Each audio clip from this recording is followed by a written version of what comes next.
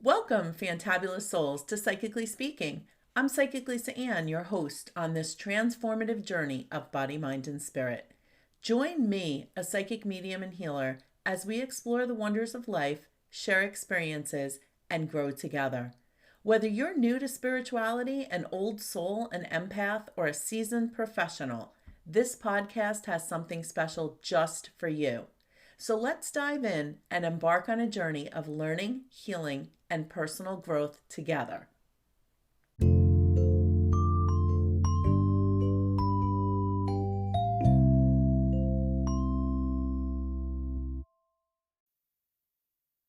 I know I say this every episode, but I am so excited for today's guest. We have so much to talk about. So welcome, Monica. I have known Monica forever, officially Monica Ann Kelly. Some of you may know her as Monica Fernandi, which we'll talk about a little bit later. But I have to tell you, I am so excited to speak to you today, and we have so much to talk about that we are just jumping right in. I was laughing because the other day I was listening to a podcast and they were introducing the guest, and the guest was similar to you. Like, they just have so much experience and adventures and these things that they did. By the time they went through it all, I got to work and I never got to the meat of the podcast. So I thought we I are got it. jumping right in. So I'm just going to mention a couple of things for our guests to know about our guest. You have taught yoga for 20 years. You Mhm, are a Reiki 2 practitioner. mhm. You are recently certified as a civil celebrant, Yes. and you have written a book, which is what I am so excited about. So, we're going to be talking about your book, Open Your Presence. We are going to be talking about a coaching group that you do. We're going to be talking about, which I can't wait to hear about this, retreats that you're doing, Mm. and a thing that you call Method 108. Did I get that right? Yes, Did I cover the it all? 108, the 108 I method. love it. Yes, So, as you yes. can see, I've already delved into the book and I have lots of little pages marked of things that I want to mention. But I am going to turn the floor over to you and wherever you would like to start, because we really do have a lot to talk about. First of all, much gratitude to you, Lisa Ann, for you being in my life. And it was long ago up in New York before internet that we met in person. And I have been reaching out to her, for all those listeners out there across the miles, even though she's moved to South Carolina, you're in, right? North Carolina. I Yeah, think I'm in North. north, north. And now I'm in Virginia. And yet, as we connect here this evening, even, we are connected in a way that we can still psychically, spiritually, Reiki energy, goes way far past the telephone. So I'm grateful to you because, yeah, we do have lots to dive in. And my excitement that you love the book, first of all, gratitude for diving in and also putting little post-it notes on there. I wanted the book to be accessible. Yeah, I made it so when I did some research, that baby is my fourth child. I gave birth to 3 humans and I call that book my baby. And that thing took me several years because, as those of you that have written things, your heart and soul goes into it and research. And to mention the 108 method, that's the initial cause of the why behind the book. However, I did research, asked people, because I am a student of A Course in Miracles for 30 years. I am a follower of all of that path. It found me, I found it, whatever you want to say. I used to go to the lectures live in New York City with Marianne Williamson and the cassettes and the whole 9 yards. So that is a 365-day journey, which has the workbook and the theory, and it's heavy for those of you that know. And I know, Lisa, you Yeah. do some work with that book too, don't you? Yeah.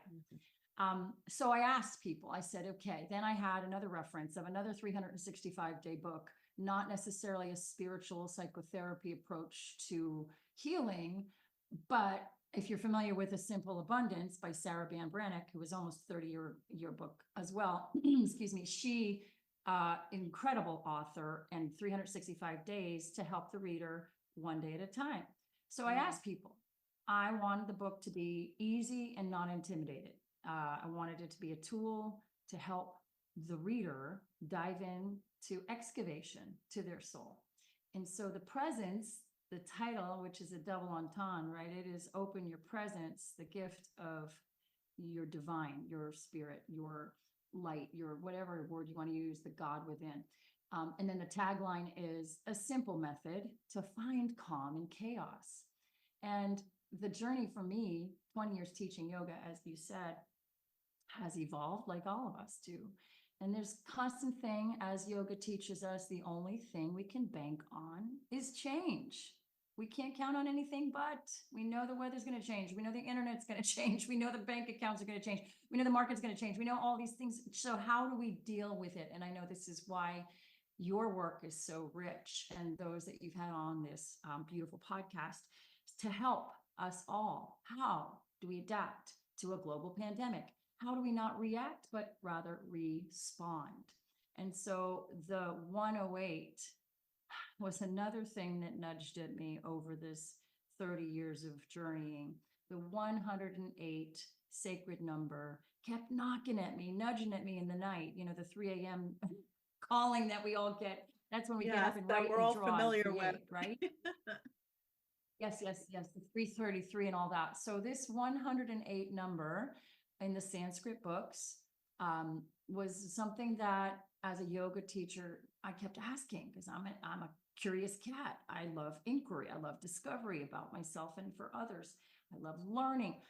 And nobody could tell me why we do 108 sun salutations on the first day of the year or the first day of every season. Everybody just learns it from the people before, just like our mother and fathers tells us get up and go to church. But why? Because your grandparents did it and the people before.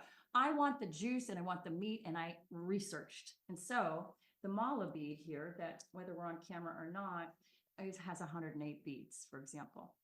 The book came from the research to help the reader once again be present in the chaos, the adversity, and the guaranteed human, you know, like Mother Teresa says, life is hard, live it anyway, right? And that's one of the things that I love about your book. And I want to just read something really quick, because I'm on a one-woman mission to change the thinking process, because you mentioned, you know, the world changing and how this pandemic hit. And I think this is right in the beginning, like page 20.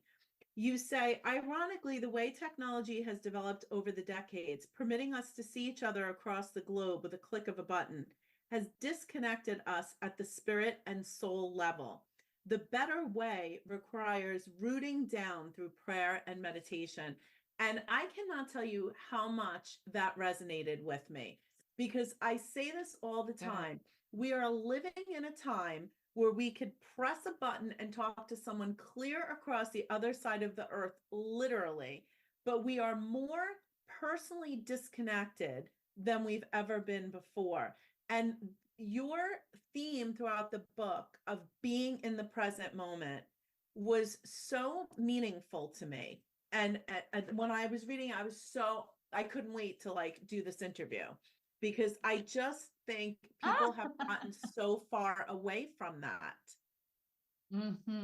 Yes, agreed.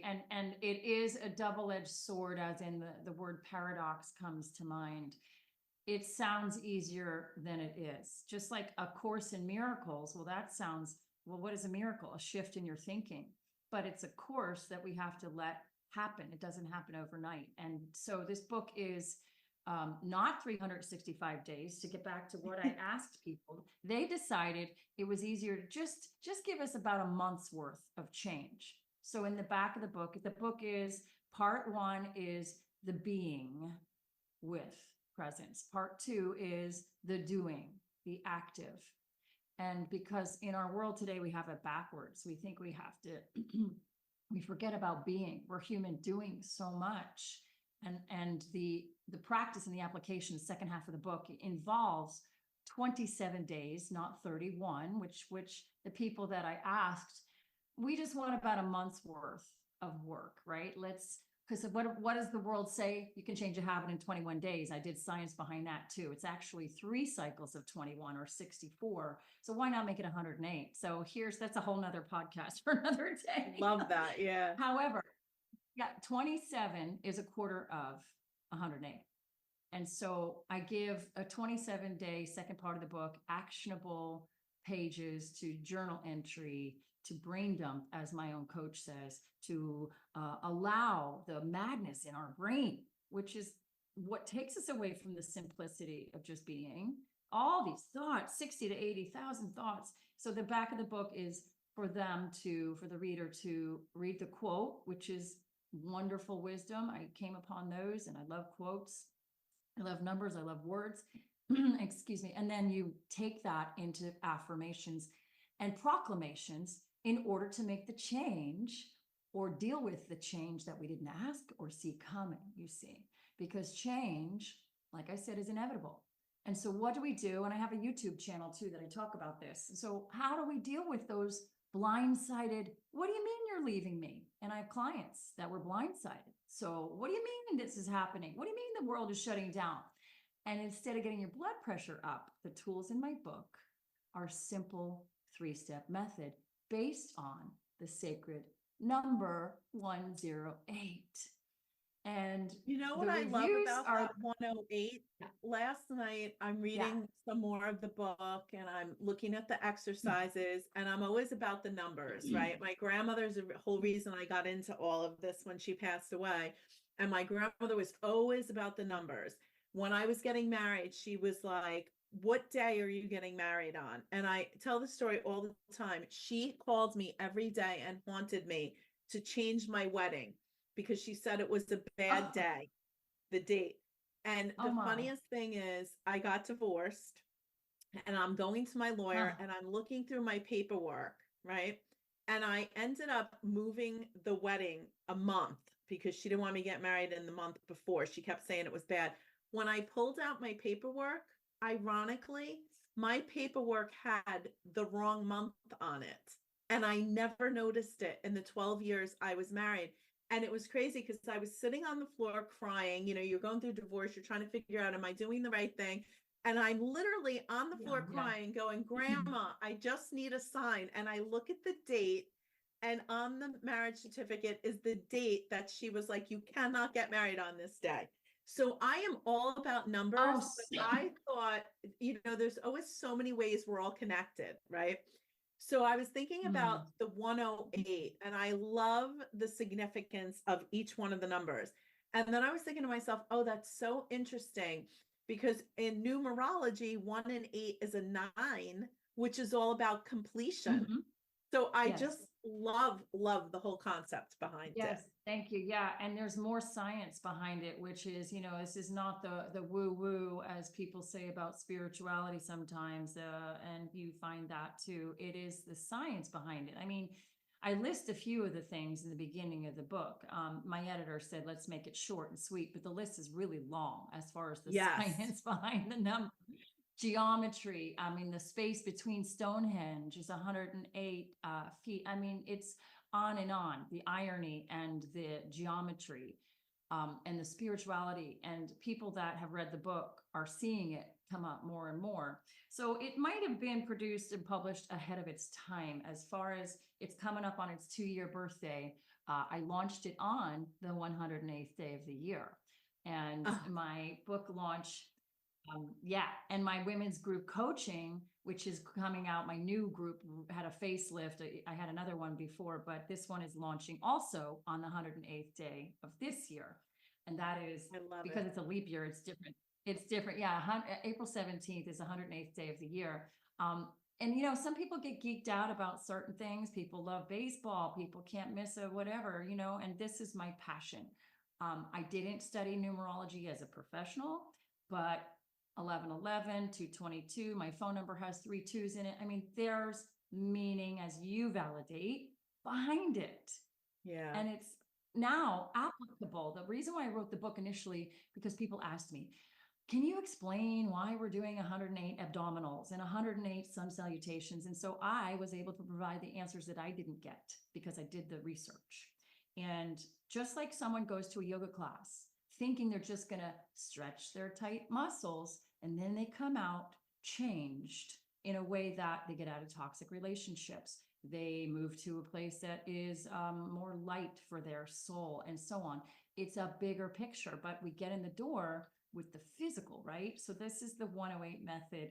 It is very much layered. In the book, therefore, I wanted to make this first book because it's going to come out, 3 of them total. I have a series that I want to produce. And the 108 Method Books is my domain name. So this is like your baby launch, cliff notes, if you will, to get into it. But I'm so excited that you put it into action and are resonating. It resonates. Oh my God, I love it. And I'll tell you, just on a personal level, you mentioned in here about, which I think kind of happens to all of us, how we get so wrapped up in life, right? That we kind of don't even realize sometimes we're not enjoying it, right? There's always responsibilities, obligations, things that we're trying to do. And I really think that this world we're living in now, with social media and everybody pretending to be something, everybody's watching this and everybody's trying to become that thing that doesn't really exist.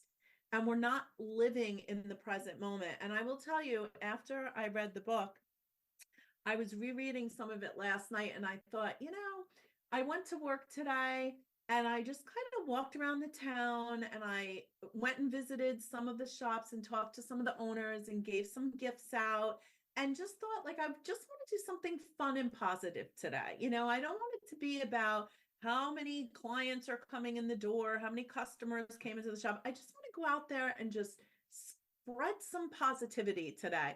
And I came home and I said to my husband, I go, I had the greatest day today. And you don't even realize how you get disconnected from that sometimes. So, this book, it's such an easy read.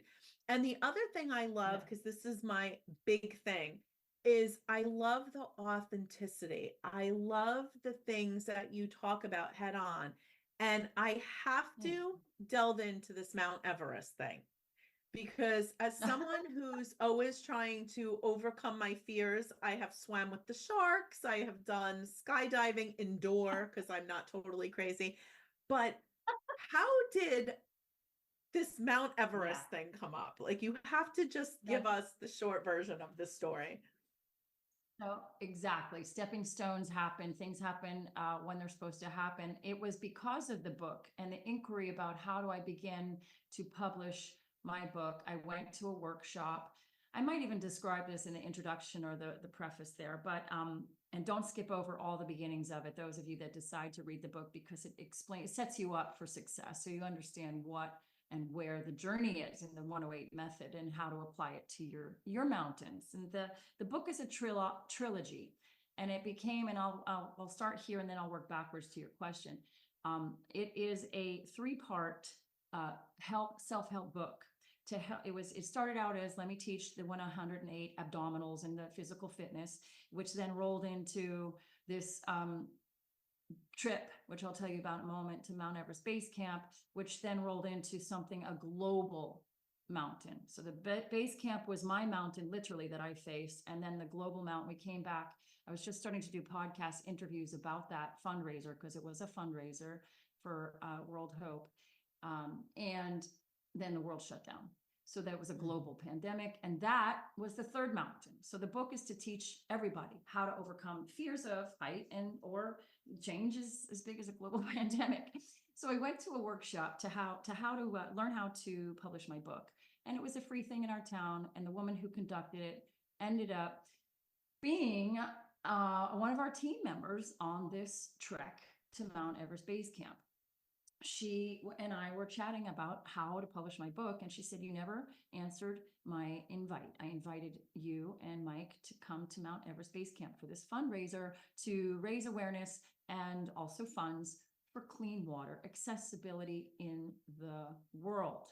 And I said, yeah, it looked like a Star Wars movie. What was that thing you sent me? What is this? And so I chatted about her. Yeah, it looked like, because it was the woman who led us is talk about a one woman going on a mission. She is going to be, she's almost there, the first woman, Lisa, in the world to climb all 7 of the 7 summits, 7 continents, and sail all 7 seas. And Wow. she led us. Yeah. And she was our coach on the trek.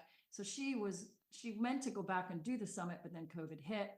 She was on the Olympic sail team, but she is the reason the whole trip was happening, and to get, awareness for her cause. So That's it's very amazing. convoluted, but the bottom line is, yeah, I go home to my husband, Mike, and I said, hey, I went to learn about my publishing my book, and she's telling me she wants us to go to Mount Everest Base Camp. You would have thought I was talking about Christmas presents and Christmas Day. His jaw drops. He's like, what? I've always wanted to go there. And he's an adventure seeker. He had his own parachute. Never mind just inside. He loves the outdoors. He did the entire AT when he was 23. He's a hiker, he's a adventure seeker. And so his excitement over this invite led us to what? Research the possibility. I'm like, can we go somewhere warm? And then when we did the research, this was not on my list. Earlier that year, it was January, I was at Disney with my 2 of my 3 kids after years of never getting there, finally getting there, making it happen. And guess what ride was in the background? Mount Everest. It's a roller coaster at one of the theme parks. I didn't know that September of that year, I was going to be boarding a flight to go to Nepal. That's how God works, the universe works, divine works, intuition works, and nothing is a coincidence. So we did it, and we raised $10,000. Wow. And that did not pay for, we paid for our own flight and everything, but we had an amazing Sherpa trek team, and people watched us on the other side of the world because they thought we were going to die. I'm laughing now. That's how I start the book out, because it's the altitude, Lisa. Yes, the height was an issue. We had to climb over 12 suspension bridges across the glacial river that leads us up to Mount Everest Base Camp. And the woman who I told you about that invited us to this didn't do her research. She just was going to go support this cause. And she said, what do you mean suspension bridges? Oh my gosh. So, yeah, I don't want to give it away, but I was really, you just dive right into this book, and you're right. Like, you have to read the beginning. Too many people skip over the beginning of the book, but you're just so authentic in how you're telling the story, and it just pulls you in from that moment. And it just was amazing. And, it's funny because I say all the time, how many people would have said, I'm here to learn how to write a book. I'm not going and, hiking Mount Everest, right? Like, I think there's so many times opportunities present themselves, but, you have to have that bravery to take that leap of faith and go, there's kind of a message here, right? And too many times we just push things away and like, oh, I'm here to write this book. I'm not worried about hiking. But look what an amazing adventure that was for you, and what a significant piece of your evolution it was. So life-changing. Yeah, unbelievable. So how did that then lead into the retreats that you're going to be doing? So you mentioned courage and brevity and the chutzpah, I like that word, to really take action in the second half of my life. And that's when this happened. I didn't do my first 5K till I was 50. I didn't do my first pull up till I was 50. So we crack open a new authentic us when we come down to the realization that, why it's just every stage of every decade, of course, teaches us invaluable lessons. However, and my mother, by the way, was a great mentor for me. She graduated college after the family was raised at age 65. She went back to school. So it comes from my blood.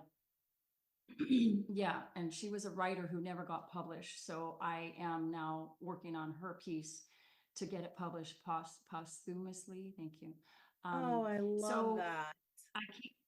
Thank you. Yes, it touches my heart. I really cried when I published, because it was carrying the torch for the woman who birthed me at age 41, by the way. Yeah. Wow. So I speak about my parents. I do get authentic because, everybody's got a story, and our stories is what draws people in. And so I knew before COVID came, I knew I didn't want my own studio because I would have to concern myself with who's going to come in, pay the bills. I needed a certain amount of members to keep the lights on, like, you know, the Right. brick and mortar. I knew before the global pandemic, something told me long ago that I was going global. And I had to wait for divine, you know, alignment, if you will, to guide me on that, which is what has happened now with my coaching on international. And when I came back from this trek, it helped me roll that into my book. I put the book on hold, and it was a good thing because it really is, like you said, I don't want to give it away, but yeah, it starts out that way. And it Yeah, and can teaches I you how. interrupt you for just a second? Because Sure. I Yeah. just want to really, I just want to point out for the people that are listening, like what you just said, right? Like I had this nudge or this feeling that I was going to be doing this thing, but like it didn't happen right away, right? And not only didn't it happen, but the entire world shut down. And I just want to like pause there for a minute, because what was it that made you go, okay, you know what, now is not the right timing? Because I find too many times, like that's happened a million times in my life, right? Where you're focusing on something, you're so excited, this is divine intervention, I have this intuition, and then nothing happens. And where you and I am the same way, I will just keep it on my radar until the timing is right. Too many people just go up and they give up. So what was it about your personality, your drive, your focus? Like, what advice do you have when people are in that point where you just so feel like you're meant to do something, be something, create something, and everything around you is working the opposite way, other than the 108 method, which, by the way, I will tell you. I highly recommend. Thank you. Yeah. Well, you know, I love acronyms. I use and teach and coach with acronyms. Yeah. You know, your ABC, FYI, talk to you later, TTYL, you know, all these little acronyms. I love the acronym HOPE for hope, help open people's eyes, help open people's eyes. So shifting the lens and to understand that there's another way to see things. And yes, optimism comes from the root word of etymology, right? It is also another thing I love. Optician and optimism. It's about your sight, your vision. And sight is not just being able to see outside, it's bringing it, like you speak and teach and guide, inwardly, that inner knowing and calling and nudge. But man, is it hard. I know, because we're human, but we're spirit in the human, and the ego's going, hey, what about me? And the soul's going, chillax. And that's what led me to the coaching in a natural segue. And I don't know if I got interrupted because the internet dropped me before. I don't know. You're fine. But I was talking You're about fine. how I went from 20 years of yoga into the natural going global, as in not just the physical. Yoga yokes the body and the mind together with the heart. And if there's a disconnect, which is what you were speaking about, which this world is, we're connected, but man, are we disconnected to our own heart and soul? We're not listening to our own. Absolutely. And that is where meditation and prayer comes in. The 108 method is a prayer. I believe everybody could agree, whether your faith is whatever, intentionality, asking for help, voicing the chakra of the throat, you know, is the bottleneck where your gut and your heart and your head meet. And if we don't ask for help, which I speak about in my book, you know, we're going to be that person that just gets lost on the road because we're too shamed to ask for help, you know, because of our conditioning. So it's okay to put something on the back burner. The mothers out there that have raised their family, my own mother witness to that, right? She did it. She went back to college in the 70s after raising, after having family.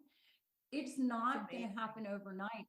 Our ego thinks it's going to happen overnight, but we have to trust, as the cliche goes, the journey. And that, you know, is not always, because I hiked with Mike, not just Everest, which was 42 miles up and back and really hard because of the altitude, but he and I did another hike in Vermont. It's called the Long Trail. It's a 272-mile hike, and the Long Trail and the AT meet, and they share space because the people that created it, their initial reason, and here's my research, why are we hiking up and down these rocks? It's really hard. They purposefully 100 years ago knew that the mountains couldn't be agriculturally used. So let's show the world how beautiful the Green Mountains of Vermont are. And so that's the Wow. reasoning behind this traversing. Now, it was a hard trek because I didn't have a Sherpa. Mike was my Sherpa. But the beauty is there's always another path, Lisa, even if you don't see it right now. There's always Right. another way. So as a coach, this is what I coach. I help open people's eyes to see optimistically. The glass is half empty. Okay, how about flip it? Flip it half full. And that timing is not our timing, as you know. It's a bigger divine plan. Right.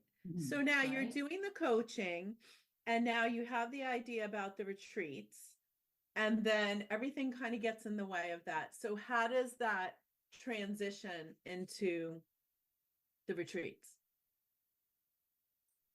So again, I'm going to throw another backstory. I had another career in my 20s in New York City as a stage actress. And the stage has been my love because it brings people to life. Going to see a show, a concert, music heals, stories, like I said before, help us all know that we're not alone. So I've always been that person. And then fast forward to today, everybody's on camera, they're on their own stage, they're doing their own thing. But now the script is not the one handed to me. I am speaking from my heart. And so is a lot of these people, unless you're getting into AI, which is a whole nother podcast. Right. But my words are authentic. And I knew that there'd be a connection to the goal of, I knew something was going to be global for me. And it turned out a trip literally across the globe. And then the teaching that has happened, that's transpired from the stages of my life, are 30 years in the making now. As far as the schooling and education, I knew that I wanted to go back to the stage. And I thought TED Talk was going to be it. The year I went to the TED Talk, I supported all those. I did apply for this particular TED Talk, and I'm telling you this because serendipitously, this is how I found out about my international retreat location. So I go to this TED Talk, and this person's talking about serendipity. Go out and talk to somebody at lunchtime that you've never met before. All right, I did that, and I sat down next to a woman who is the manager of 28 conservations in the country of Colombia, South America. And Wow. she said the word retreat, and I was just planning a retreat, and she showed me the location. I was like, oh my gosh, it's September. By November 11th, 11/11, I was on a plane, and I went down to this gorgeous Sierra Nevada, and I went back again 5 months later and spearheaded my own retreat because I knew it called to me. I trusted it, and I made it happen. And I'm going to go back again in 2025 with another group of women because it is the sacred part of the world. It is a little gem, this particular place, that the indigenous tribe call Mother Earth's heart. It is where the rainforest is Mother Earth's breast milk, they feel. And this part of the earth is the heartbeat of our beautiful planet Earth. So when you lie on that ground, Lisa, oh my gosh, it's not unlike when I witnessed an avalanche. It will undoubtedly change your life. So when you come back to your life here in the States, don't sweat the small stuff because you just evolved. That's why El Dorado is magic. Yeah. So Isn't that so true though? When you were talking in the book about the Mount Everest, climbing Mount Everest to the base camp, it's funny because I always tease everybody that when I did this like swimming with the shark thing, I did it right before I moved from New York to North Carolina, which was the biggest thing I ever did because I moved all by myself. I didn't really know anybody. And it's funny because I always tell people, but once you do something that's like overcoming your fears, or you take these big leaps of faith, when you go back to normal everyday stuff, it doesn't have that life altering impact as before.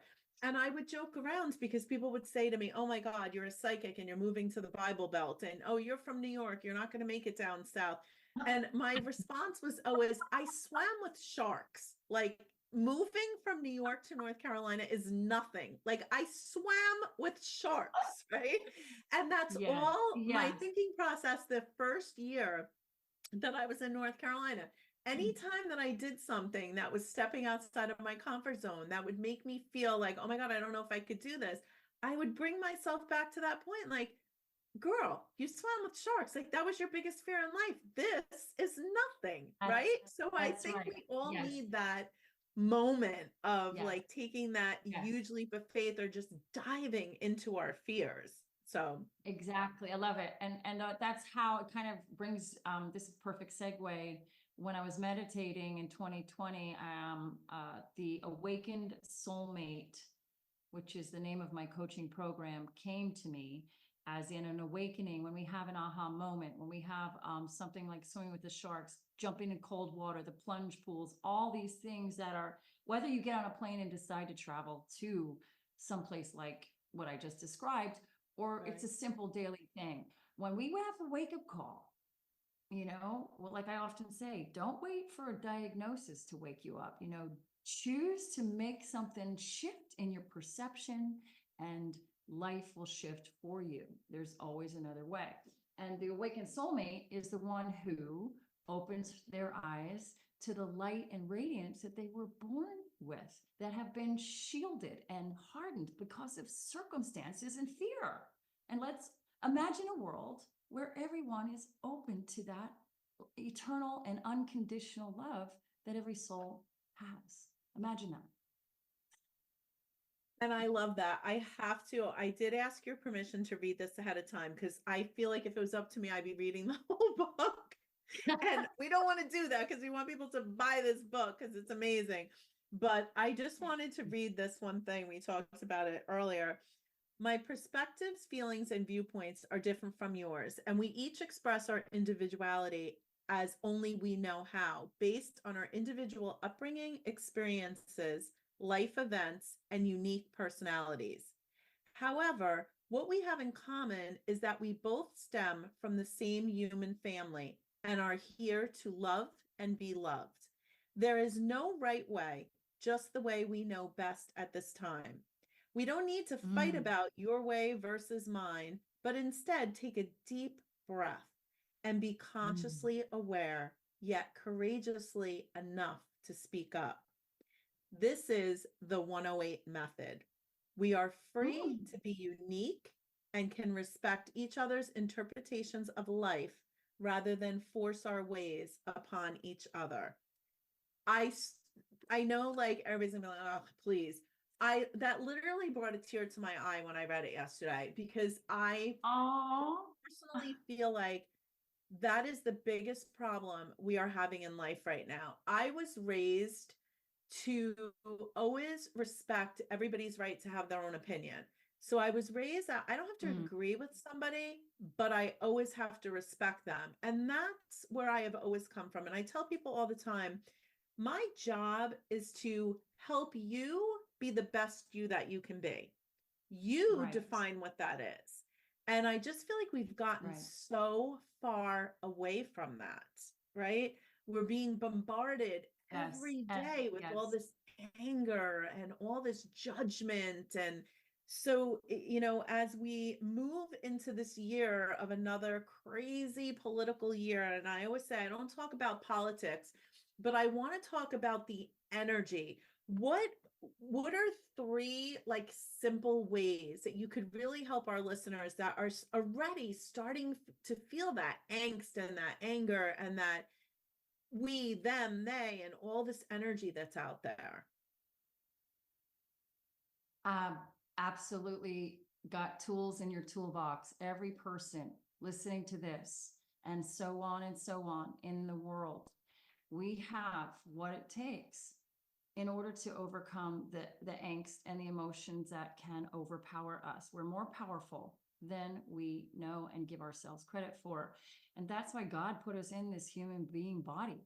So how do we overcome it? Three things. And this is the 108 method in a nutshell. Pause. Pausing without the need to look at a device Take a look around, for example, next time you all are at a traffic light. Who is sitting just looking and breathing and being and pausing and waiting? Or who is looking down at a device? The gift of being in the now, right here, pausing, is really hard. So when you're speaking or someone's speaking to you, you're already thinking ahead how you're going to respond.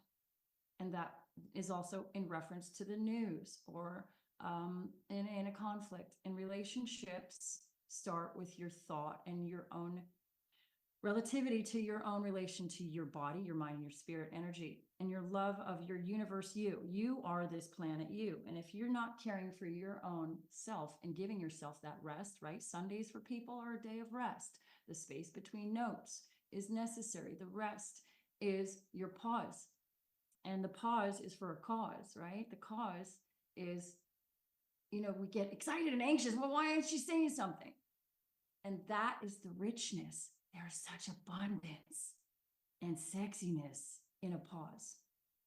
So if you can pause before you lash out and articulate a reactive, you will find the peace is your power.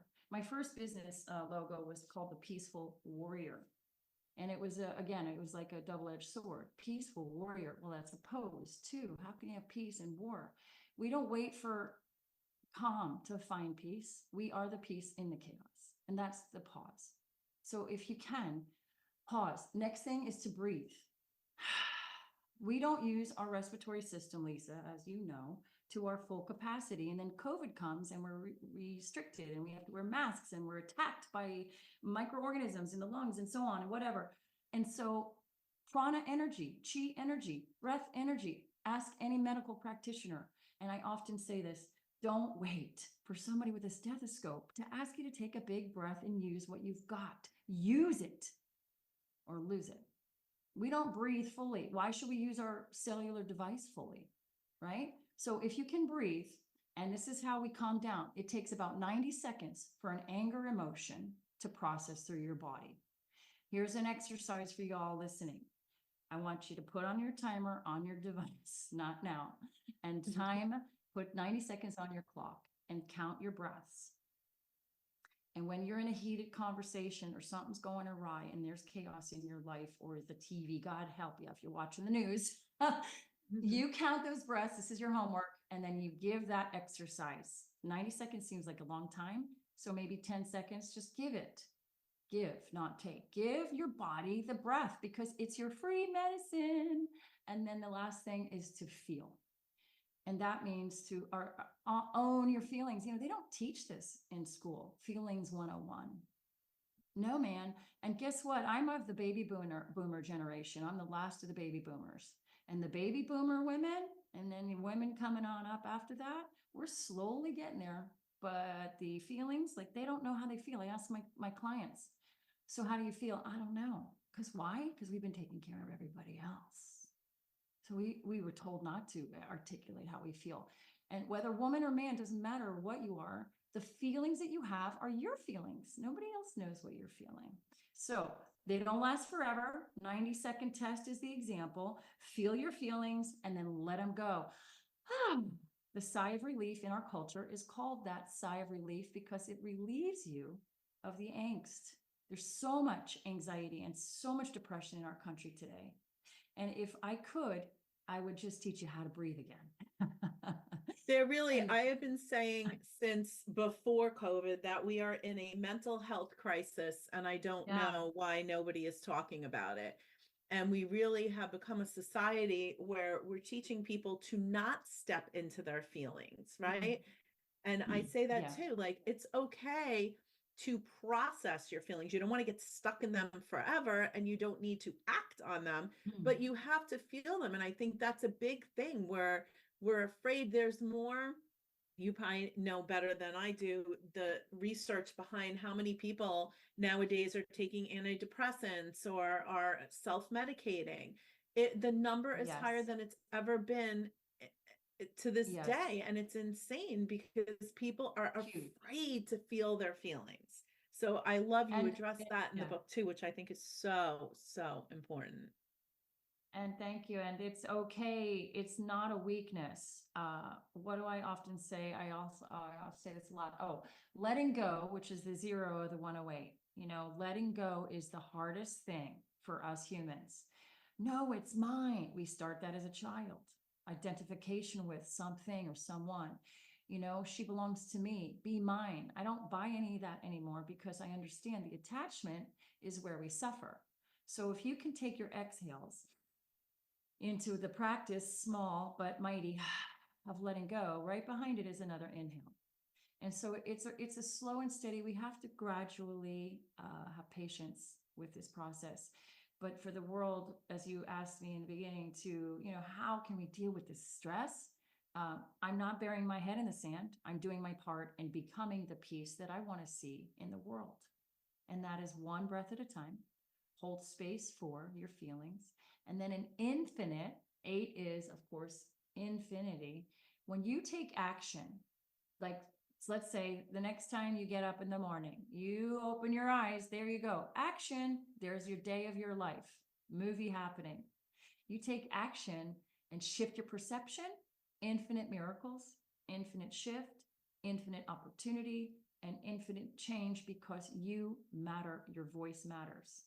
So those of you listening out there, you know, small but mighty, I hear it all the time. I'm just a so-and-so.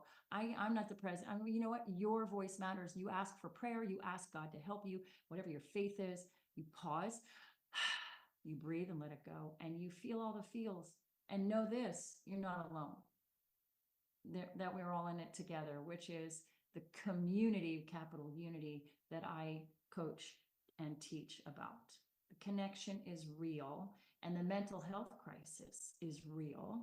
And no, I'm not a therapist, but guess what? I have one. I'm a coach who also has a coach. It's okay to ask for help, friends. It's okay to be validated, as Lisa Ann's work does. It's okay to not know. And I'm going to share all your contact information. But I want to, as we wrap up, I just want to ask you if I always ask our guests this, what is the one tip? Because we've talked about so many things, but what is the one thing that you want people that have listened to this podcast say? What's the one thing that you want them to take away from today? Just breathe. I have Love to it. tell you, it's that simple. Yeah. It's that simple because it will give you the energy to cross the finish line of a 5K. I did a 10K, you know, in 55 years old. Jumped out of a plane when I was 40. I couldn't breathe because the air's flying. You're going fast when you're free falling. But man, did I appreciate that breath when I could breathe. The breath. My mother was on oxygen at the last part of her life, and she was a smoker, you know, for a lot of years. But the irony is that that year, as an actress, I booked a commercial for a product called Oxygen. Oh my gosh. And it was a vitamin. Yeah. And there's no irony in that. And I will tell you, friends, the breath is underrated. Oh, it's not talked about enough. Underrated. It needs more attention. And it will change your energy and your life. And we try to complicate things so much, right? But it's like you said, it's so simple, just the breath. And I always ask everyone this, what do you love the most about what you do? Oh, that's funny, because I would say what I love about it is that I can do it blindfolded, upside down, closed eyes or not. But I love that. I love it to that point, because when I was first teaching, I relied so much on writing down notes because you're nervous. But the teacher's job is to lead those to what they already have inside them. Excavating, right? Like Michelangelo. So the joy of unveiling and watching the discovery, like a child who was just born, in a rebirthing of a woman in the second half of her life who had no idea that she had so much power, that carries me forward and validates my path. And I'm pretty sure that I already know the answer to this. But the last question that I always ask is, what keeps you going during challenging times? legacy of love. Currently, not everybody is as involved with the people that came before, but we stand on the shoulders of so many people that have gone through such dilemmas and hardships. We do ancestry and genealogy. My husband is currently doing the work of my people.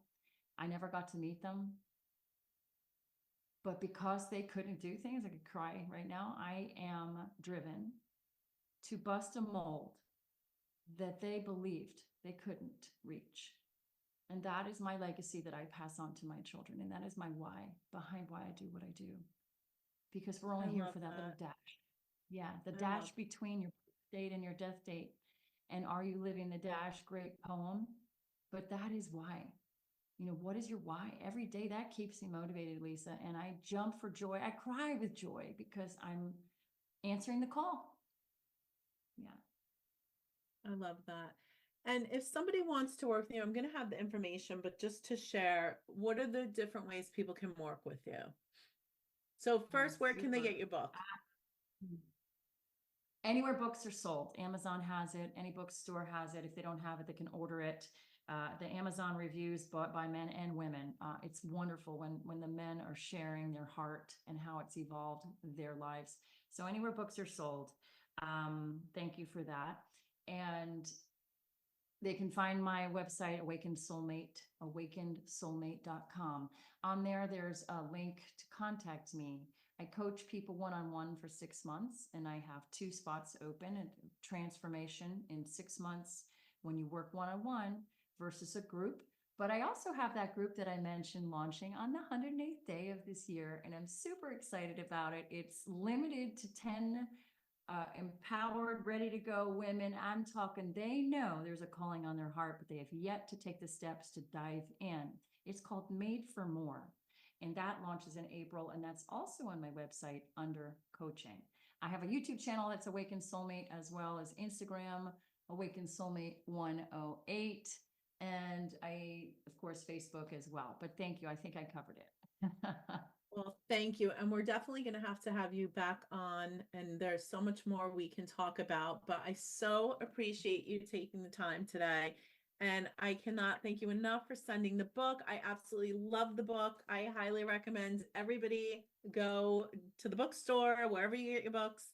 The book is called Open Your Presence, and the name, because it's your Monica Fernandi name, not Monica and Kelly name. So definitely check that out. And I'm telling you, you will not be disappointed. So thank you so much for taking the time to come on the podcast today. And I know you're going to be back on because we still have so much more to talk about, but I really, really appreciate you. Thank you. Yes, thank you, Lisa Ann, so much. And we didn't talk about why I changed my name, and that's a big one too. But yes, we will definitely have to have you back on, and then we'll start with that. Thank you so much, everyone, for listening. Thank you. Blessings to you, Lisa Ann. Thank you.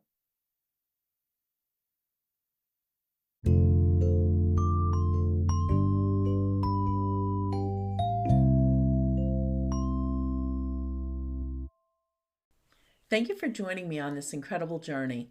If you enjoyed the podcast, please share it with a friend and hit subscribe.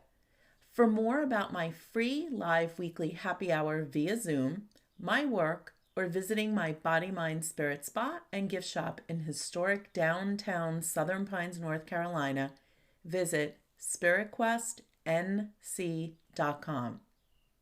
Remember, life isn't always rainbows and butterflies, but each and every day, you have the power to be fantabulous. Embrace that power. Let your inner light shine. Until next time, stay empowered and keep embracing life's magic.